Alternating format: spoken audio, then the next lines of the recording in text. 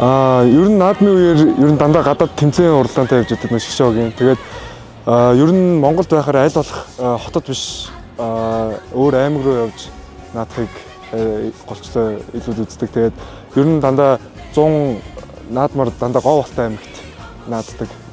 Манай өвөө тэгээд манай нах зах тэгээд өвөөгийн дүү үүдээ морь уудаг болохоор тэгээд морьных нь уяан дээр яг байж таардаг. Ер нь бол Орхон Баяр, Арслан тэгээд Хангаа авраг дэмждэг. Тэгээд сүүлд нөгөө Батмагна начныг айгүй сайн барилдаад үзээд дэмжиж байгаа. Энэ жилийн хувьд яг нутгийнхаа бүх оюун болд Арслан илүү ягаасаа дээшээ сайн барилдаасаа гэж яаж байгаа. Тэгээд Алтан цоож Арслан аймаг Алтан цоожийг дээшээ бас сайн улсын цолонд хүрээсэй гэж бодож байгаа. Тэгээд Батмагна начин бас дээшээ том цол авах байхаа гэж яаж байгаа.